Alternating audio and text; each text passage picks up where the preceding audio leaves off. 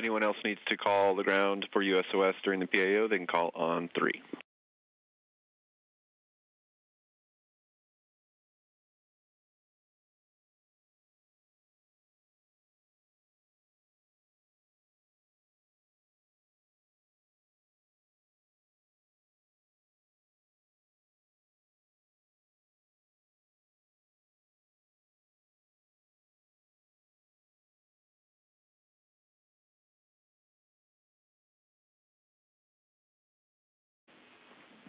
Station, this is Houston. Are you ready for the event? Houston, this is Station. We are ready for the event. Houston ACR, this is Mission Control Houston. Please call Station for a voice check. Station, this is Houston ACR. How do you hear me? Houston ACR, this is Station. We have you loud and clear. How us? I got you loud and clear as well. Please stand by for opening remarks. Hello and welcome. I'm Dr. Naya Hamlet, Superintendent of Chapel Hill Carrboro City Schools.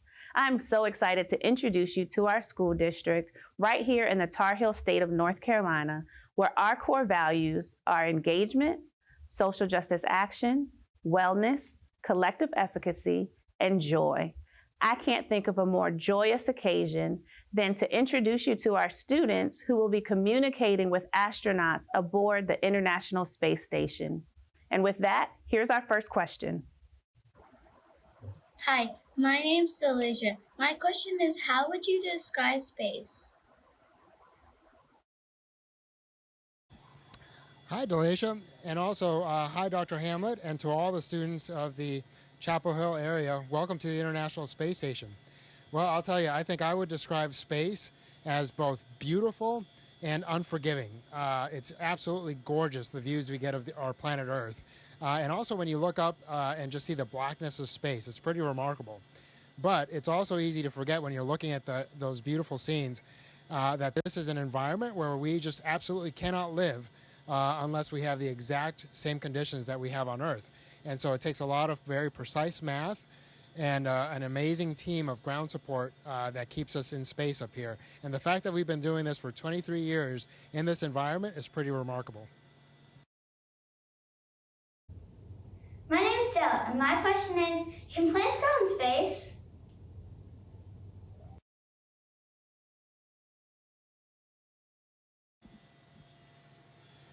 Hi, yes, you can grow plants in space, and we've been growing plants in space for years now. Plants play an incredibly important role on the Earth. Not only do they provide us with food and nutrients, but they also use the carbon dioxide that we breathe out and produce the oxygen that we require to live. And so we would love to take advantage of some of those properties here in space first. And so we're testing to see if we can grow plants that we can eat in the future when we return to the moon, and perhaps in the future travel on to Mars. And maybe one day we can even incorporate plants into our life support systems and help them to, or use them to produce oxygen and remove carbon dioxide from the air on board the space station. Hi, my name is Davis Canterbury.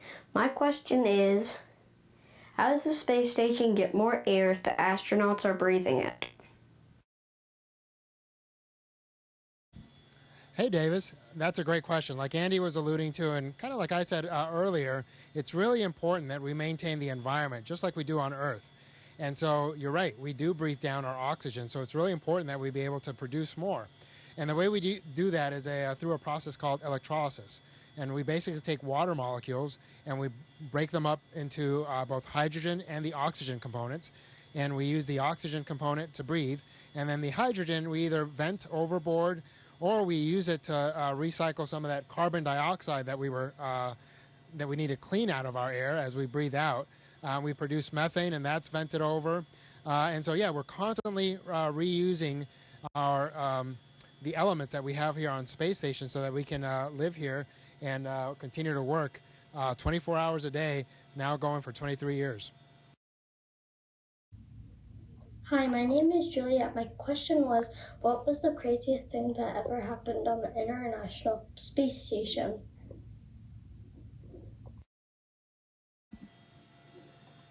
Hi, Julia. Believe it or not, we prefer our days to be as predictable as possible with as few crazy things happening up here. But for me, anytime I go to the window and look out at our beautiful Earth, that is a pretty crazy moment for me, especially when I look down and I can recognize different countries, different features, maybe islands, volcanoes. That's always a very, very special moment. But otherwise, we prefer our days to be as quiet and as predictable as possible. Hi, my name is JJ, and this is my question. What is the temperature like in space? Hey, JJ. Well, actually, inside the space station, it's pretty comfortable. We keep it around 72 degrees, so it's pretty nice. But outside the space station, the temperature is constantly changing. So we orbit around the Earth every 90 minutes. And so every 45 minutes, it's either daytime or nighttime. And during the day, when we're in the sun, it can reach upwards of 250 degrees Fahrenheit. At nighttime, when we're in the shadow or without the sun, it drops down to minus 150 degrees. So that's a huge difference. And even things that are made out of metal tend to expand or shrink depending on whether we're in a hot or cold cycle. So lots of stress is being put on the station as we cycle through every 45 minutes, daytime and nighttime. Hello, my name's JP. Question, what does it feel like at liftoff?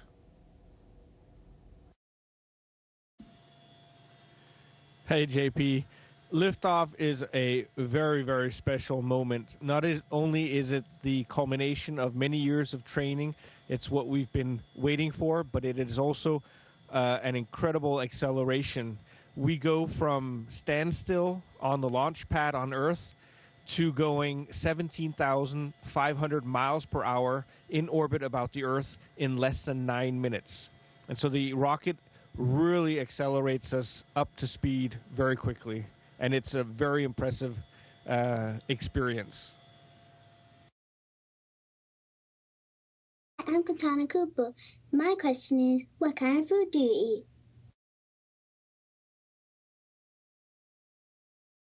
Hey, Katana. So, yeah, we have different kinds of food. Some of our food comes in little green packets like this, like MREs, military MREs. And this food is pretty much ready to go.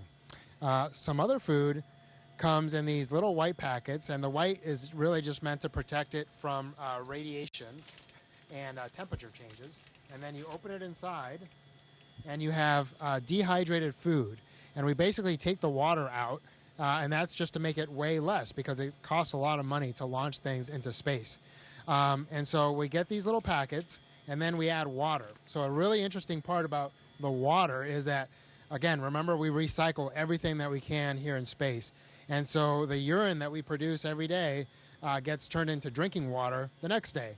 And it's a very, very clean process, and it produces perfectly clean water. And so then we inject the water into this, and 10 or 15 minutes later, it's food that's ready to go. But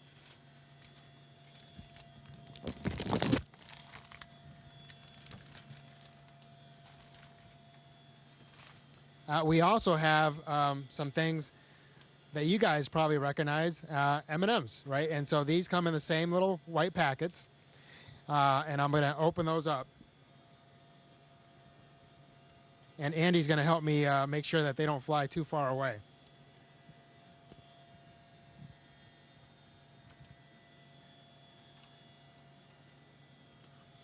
So the cool thing is you get to play with your food in space, which is a lot of fun.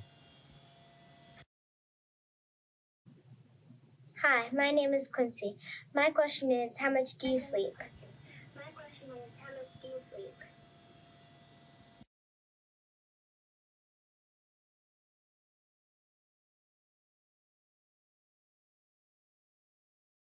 Your mic is turned off. Hey, Quincy. Sleep is incredibly important, both on Earth and in space. to maintain a healthy body and a healthy mind. And so we try to sleep as much in space as we do on ground, which means 7 to 8 hours a night. Usually it's a little bit less here in space, but we try to sleep at least 6 or 7 hours every single night. Hi, my name is Jessica Chenis. My question is, what do you do for fun? Hey, Yiska. Well, it is really important to have fun because we do work a lot up here. We work from 7 a.m. to about 7 p.m., but then we have some time off, and usually on the weekends we also have some time off. So a lot of times we'll just hang out with our friends and just kind of spend time together, and that's actually a lot of fun. Playing with our food, like you saw, can be a lot of fun. And then we'll do things like watch movies together. We have a projector up here, and we'll roll out a little screen that we have, and we'll hang out and tie ourselves down so we don't float up and away while we're watching the movie. And we'll hang out and just watch movies together. But yeah, that's about it. Looking out the window is really one of the most fun things you can do up here. Hi, my name is Davis Ferrar. My question is, how does a spacesuit protect you?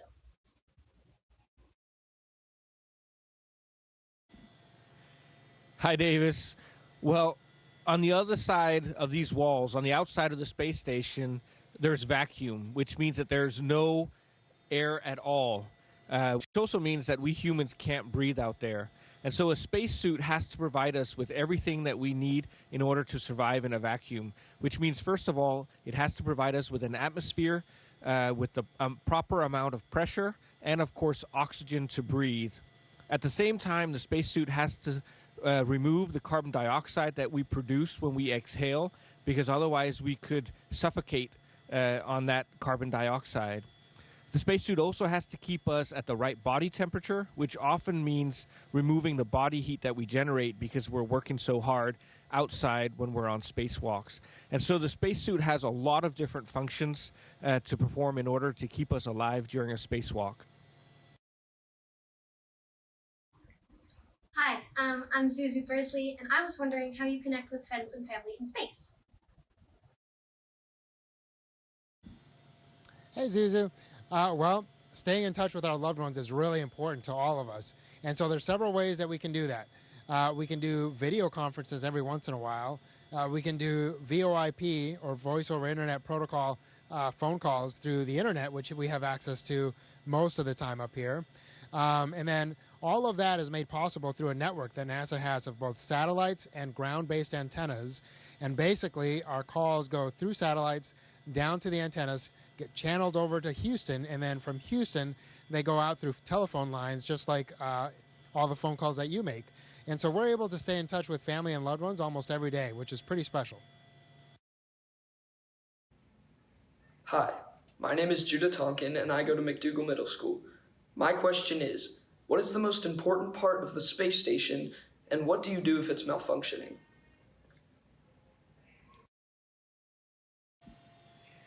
Hey, Judah. Well, that's a very difficult question to answer because there are so many critical components up here. But certainly one of the more important systems is a life support system, which keeps us alive, which basically produces the conditions on board the space station that allow humans to survive up here, which means keeping the air pressure within normal range, the same air pressure as you have on the ground, an oxygen content of around 21%, which is what we need to breathe, and systems to remove carbon dioxide that we produce when we exhale. And, of course, also ventilators that blow the air around. Something that's very unique about being in space is that when you're weightless, air doesn't mix. So hot air in space doesn't rise because without gravity, you don't have buoyancy. And so if we didn't have air conditioners and other ventilators to continuously mix the air up here, everything would just remain where it is, which means that the carbon dioxide that we exhale could form a bubble around our heads, and we could actually suffocate in our sleep, for example. And so we have ventilators that have to mix the air continuously. So there are many, many different critical systems, and we're constantly maintaining them and repairing them if they break down. Hi, My name is Kayla, and my question is, what is the process to becoming an astronaut? Hey, Kayla. Well, those of us that are lucky enough to have this job consider ourselves incredibly blessed. It is a very competitive process, but the very first step is just applying, because you never know if you're going to get the job unless you apply. So right now, you currently have to have a master's degree in a STEM field, so science, technology, engineering, and math. And we do require a master's degree in that, but you can also have other experiences like being a teacher or being a military pilot with a certain amount of experience. And all those things combined, really what we're looking for is people who work really well in teams, who are able to handle diverse operational environments and handle those high-stress situations well and continue to perform, and somebody who can think on their feet and handle problems. And so if you have those qualities and you have the basic requirements, we would love to someday have you on our team. Hi, my name is Leela, and my question is, when was your first mission and how did it make you feel?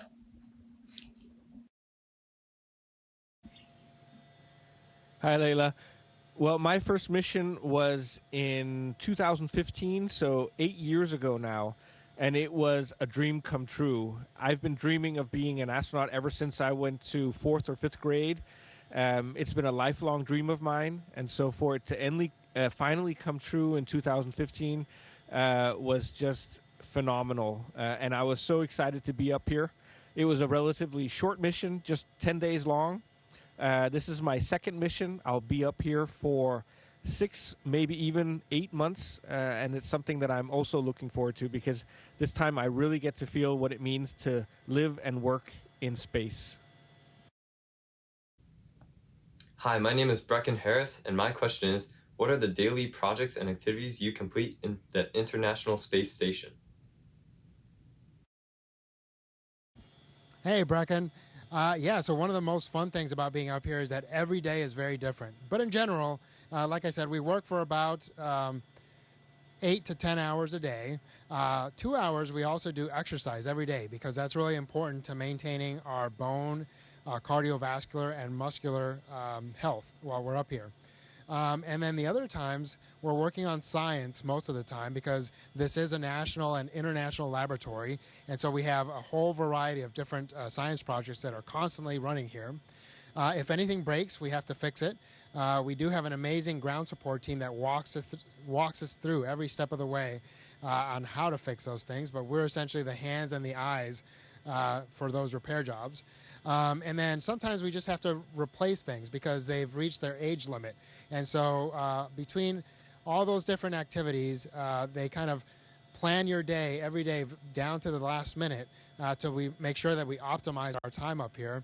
But the cool thing is, like I said, every day is different, and you get to experience a whole lot of new things every day. Hi, my name is Tate Simone. My question is, what advice can you give to students looking to get into aerospace careers?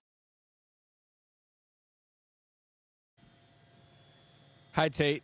And I love your question, because before becoming an astronaut, I was an aerospace engineer. It's always been a fascination of mine. The best advice I can give you is study physics and math in school. Aerospace engineering and basically anything to do with aerospace is applied physics and applied math. And so a good solid foundation in that is incredibly important. But otherwise, you have so much to look forward to. I truly think it's one of the most exciting careers you can have, working in aerospace. Hello, everyone. My name is Rodney Trice. I am the Deputy Superintendent of the Chapel Hill Carrboro City Schools. As we wrap up today's events, I'd like to say a few words of gratitude. It was such a wonderful experience for our students to learn about what astronauts do in space. I know I was inspired, and I know that our students were inspired as well. On behalf of the Chapel Hill Carrboro City Schools, I'd like to send a heartfelt thank you to our NASA partners for creating such a wonderful opportunity. Thank you, Mr. Trice, and thank you to all the students, and we hope to someday see some of you with us up here. Station, this is Houston ACR. That concludes the event. Thank you to all participants. Station, we are now resuming operational audio communications.